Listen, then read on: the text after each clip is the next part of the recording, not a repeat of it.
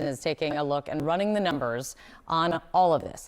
Politicians can say politician things, yes, but where are things with the economy right now and how people are feeling about it? Yeah, what President Trump is trying to sell, the American folks aren't buying, and we can see it pretty simply here. Take a look here. This is consumer sentiment, the current conditions. Consumer sentiment can be the current conditions or it can be future expectations. We're looking at current conditions.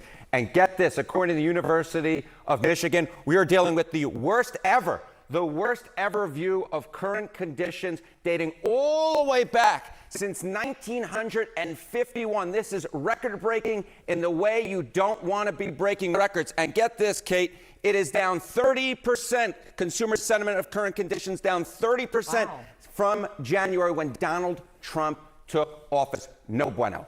That is significant and something you can't ignore. You shouldn't ignore. No, you should not. Ignore to your peril. But they do not feel good about the economy. How much are they blaming this on President Trump? Yeah, it would be one thing that President Trump could ignore it if folks weren't blaming him for it. But take a look here.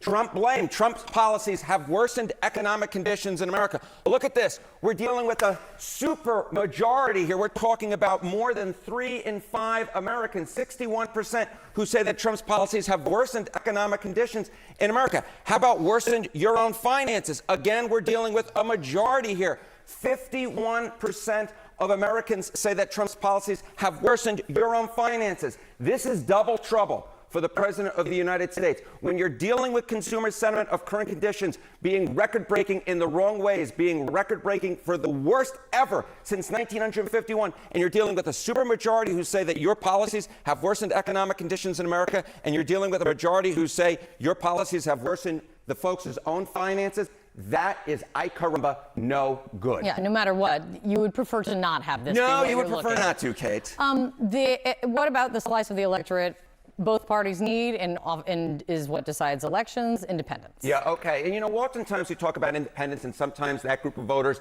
includes folks who lean either the Republican or Democratic side. I decide to look at pure independents, those who don't lean towards either side. And look at this, disapprove of Trump on the economy among pure independents. We're talking about 4 in 5. 4 in 5, 79%. I'm laughing because you rarely ever see a number this high. 79% of pure independents disapprove of Trump on the economy. How about this? This is no outlier, Kate. This is no outlier because look at Marquette University, their law school. 76% of pure independents disapprove of Trump on the economy. When you put it all together with the approval ratings, it averages out to a net approval rating on the economy among pure independents of, get this, minus 58 points. Oy vey, as my mother used to say. This is the type of thing that is political nightmare fuel, and it is no wonder that a little bit less than a week ago, the Republicans went down to defeat in Virginia and New Jersey. If these numbers hold a year from now, the Republicans can wave adios amigos, goodbye to their House majority, and they may very well be bidding adios amigos, goodbye to their Senate majority as well. The economy was listed as a top concern. I know you know this, for voters in New Jersey, New York, Virginia. And I've been all over the affordability issue today and for the last several months. Eggs, gas, dinner costs for Thanksgiving way down. But other things, as you noted, have gone up. Beef, coffee, auto repairs. Is this a voter perception issue of the economy, or is there more that needs to be done by Republicans on Capitol Hill, or done in terms of policy? More than anything else, it's a con job by the Democrats. They're saying, they just have to say, they put out something, say today costs are up. They feed it to the anchors of ABC, CBS, and NBC, and a lot of other, CNN, and et cetera. And it's like a standard. I'll never forget, they had used a word like manufactured. Do you remember the word manufactured? It's a manufactured economy. Nobody uses that word. Every anchor broke through manufactured. They do exactly what they say. It's such a rigged system. So are you ready? Costs are way down. Gasoline is going to be hitting $2 pretty soon, or around $2.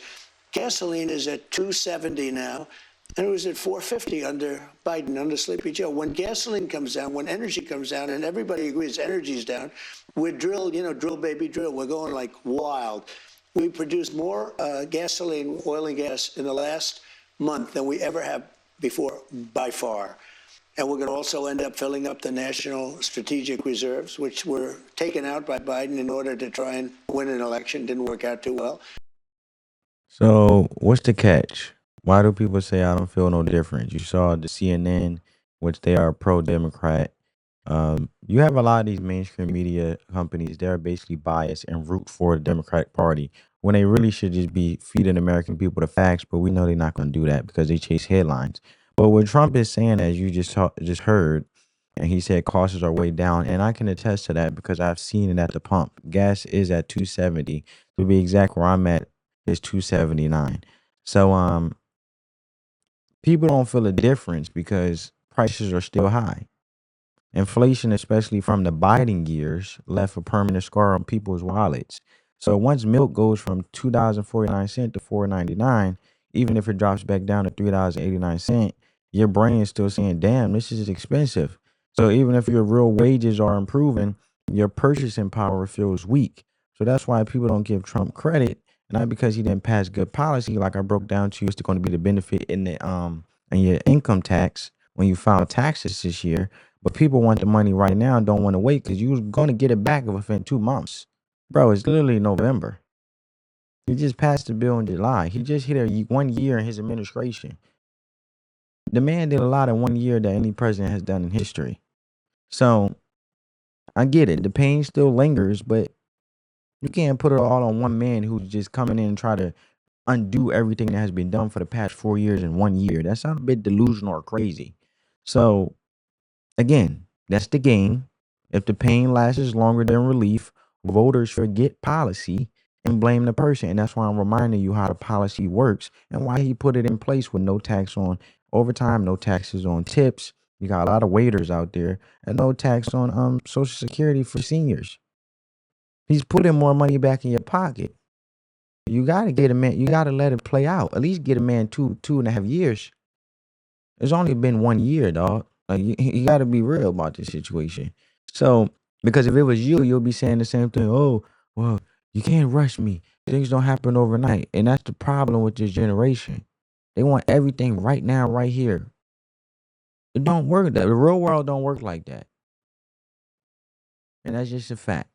So, I don't know what's wrong with these people, but they've been fed this delusion by government dependent Democrats that you got to see benefit right now, and all they do is spend more money and subsidize, meaning that they pass a bill in Congress that make you feel in the short term, oh, we helping you, but in reality is they screw you over in the long term because you're gonna pay for it. That's like if you take out a loan right now, you're gonna feel relief. Oh my goodness, I got money. Okay, when you start paying that loan back, you ain't gonna be happy. It's the same thing with the economy. So if you want to do it the right way, get your money up, get some skills, get a good job, and you're actually viable within a company, that you have a skill set that they'll pay you an enormous amount of money, and then you'll get it the right way. And you have to worry about taking out no loans and feel it afterwards after you have to pay it back, because you won't have to pay nothing back because you got it by hustling and getting the actual skill and actually working your way up in corporate America, if that's what you want to do, or working your business. It's going to take work. It's hustling. It's called hustle. Anything that makes you money is a hustle. You just gotta keep at it. So I don't know what's wrong with these folks. But anyway, let's go on to the next video. No. President Trump's latest attempt to tackle housing unaffordability. What do you think that is? A 50-year mortgage. Darren Botello is on Capitol Hill for us. What's the administration looking to do here, Darren? Hey, good morning, Stuart. So first of all, they're trying to offer relief to home buyers or potential home buyers all across the country with the nationwide housing crisis. And what they're offering is this 50-year mortgage. It's maybe for people who can't afford the 30-year mortgage, because this would potentially bring down their monthly payments. The president, by the way, Stuart, is receiving a lot of praise for this initiative, especially by Bill Pulte, of course, from the FHFA. With Americans struggling with how prices and also with those interest rates, Take a look right here. Pulte actually posting on X saying, quote, "We hear you. We are laser focused on ensuring the American dream for young people, and that can only happen on the economic level of home buying. A 50-year mortgage is simply a potential weapon in a wide arsenal of solutions that we are developing right now. Stay tuned." This proposal is drawing comparisons to FDR's introduction of the 30-year mortgage and fulfills President Trump's promise to reduce everyday costs. Not every Republican, though, is on board, Stuart, with Georgia Congresswoman Marjorie Taylor Greene criticizing the idea this weekend, writing on X saying in part, "It will ultimately reward the banks, mortgage lenders, and home builders while people pay far more in interest over time and die before they ever pay off their home." DC mortgage lender Chris Cox, by the way, rebutting those comments, telling me if it's not helpful to you, guess what? Just don't use it. I don't really see where it can do any harm. It'll get maybe 1 out of 200 people into a house that wouldn't do it before. And I think just due to the fact that it's a 50-year program coming in, I don't really see why anybody should care. I mean, if it's going to help somebody in the end, that's great. And if it's not for one night, if it's not great for 199 people out of 200, no problem. Don't worry about it. But for that one person out of 200 that's got a unique circumstance, that's where this is really going to come in. Those experts also saying this is a good time for those people to actually get into a home before next year when interest rates are expected to drop. Also, that means that home prices would go up, and at that time, they could refinance. Stuart? Now, we talking about this 50-year mortgage thing, right? Because that got people absolutely losing their damn minds. Oh my goodness, Trump wants you to be a debt slave. You'll die before you pay it off, blah, blah, blah. Listen, I'm not saying it's ideal because I wouldn't tell nobody to go do no 50-year mortgage. If anything, I tell you to do a 15-year. 15-year mortgage. And actually, if you have extra money, throw it in your mortgage to pay it off faster, because then you'll actually be free to do more and you'll have more leg room and actually freedom and won't feel enslaved to a mortgage. The more you pay off debt, the more cash flow you have, which means you have more leg room to open up more opportunity to put your money elsewhere in assets and actually do the things you want to do. So what I'm saying is it perfect? No, it's not ideal for this 50-year mortgage. It's not an ideal thing. I'm not saying it's perfect, but again, people say they want affordability now, right? So you don't want to wait for interest rates to come down. You want to wait for supply. You don't want to wait for supply to catch up. You don't want to wait for zoning reforms, because a lot of people, what I mean by supply, like I told you about the supply side economics, is you having more cash flow, more money in your pocket. You don't want to wait, right? You want to own a home right now. And this is one way to do it. Is it risky? Yes, but it's also an option. Put that in your head. It's an option. You still have to choose to take out this 50-year mortgage. So I don't want to hear nothing about blaming Trump that he created it, because he's just giving you options. At least he a president that's giving you options. You know what I'm saying? So look, if you financially literate and disciplined and know how to invest your cash flow wisely, that longer long term free up money you could use to grow your wealth, right? Because these are for people that are big ballers, right? They just doing it for the F of it. Meaning, let's say, for example, they have a lot of money to pay off the damn house in cash, buy the house in cash, which used to be the very big thing back then in the boomers era. Like when my great grandparents era, they used to actually buy homes in cash and save up and actually buy a home. But since the cost of living is go up, homes are expensive. So people that are wealthy, just to show that the banks that they are good of keeping up payments, because if you pay something off in a lump sum, that doesn't prove to the bank nothing. That just proved to the bank at that time you had cash. But if you pay in installments, they can say, okay, over time we trust you to give you some money because we see that you're responsible for making your payments. Now, all this 50-year mortgage is going to do is lower payments, but you're still going to be paying the bank 10 times more in interest over time. But someone that's actually wealthy, and what I mean by freeing up cash flow is they would just pay the payments for a couple months and then just pay the house off, because they want to show the bank, um, look, I'm good with a history of paying off things, right? So if you ever have to go open up an investment, because sometimes a lot of people may have the money in a lump sum, but they don't want to pay all of it in a lump sum. So they'll do the installments for a little bit, invest in that. Let's say they have that as a rental property. They take out a 50-year mortgage, but they really don't have to. They could pay the house off. Just for example, stay with me. So you take out you go to the bank, you do the 50-year mortgage. You're showing the bank that you're responsible to make payments. You would revamp or whatever the house that you took a 50-year mortgage on. You renovate it, you gut it out, you do everything, you make sure everything look nice. You put tenants in there because it's a rental property, and then after a while, about like 4 or 6 months, you say, okay, you go to the bank. I want to pay the house off. Okay, well, you were only using the mortgage to free up cash within that time, so you can focus on renovating the house and getting tenants in. And now that it gave you a little bit of leg room, now you can say, okay, now I want to pay I want to pay the house off. So it's not that you didn't have the money sitting there; it just gave you cash flow, so you can move your money around wisely, real quick, and don't have to put out a lump sum. You get what I'm saying? But to an average, everyday working Joe American, hell no, don't take out no 50-year mortgage. That's stupid. I'm just being honest with you.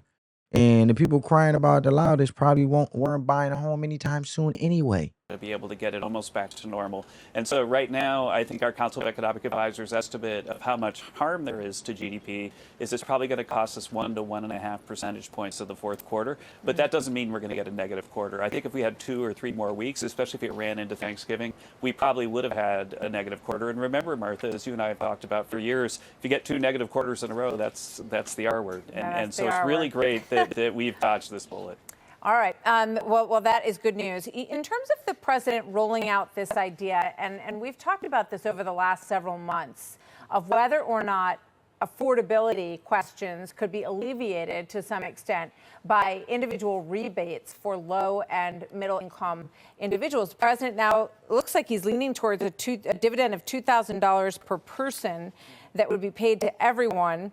What do you think of that plan? Well, when we were passing the big, beautiful bill, one of the questions was, what should we do with the tariff revenue? And one of the things that I think people believed in the summer was that the best use is to reduce the deficit, reduce the debt. And it's really been working. So right now we've reduced the deficit by almost $400 billion this year. But one of the surprises since last summer is that, although it's not a surprise to Art Laffer, is that since we passed the tax cuts, we've actually had a big increase, almost $200 billion in tax revenue. We thought that it wouldn't be a big reduction like the CBO said, but we've actually had a big increase. And so I think that it's back on the table to think about what to do with those tariff revenues. And I'm sure that the president will discuss with congressional leaders whether, because of all the extra tax revenue, there isn't more room to get checks back to people. So when people hear that, what's the reality of it? When do you think that people would get these $2,000 checks in the mail from the White House, from this plan?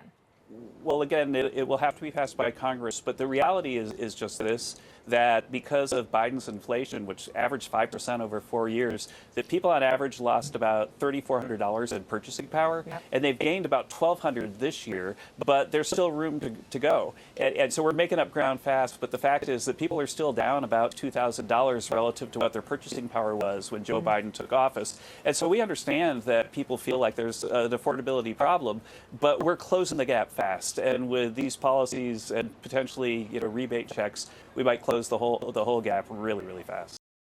There you have it, folks. There you have it.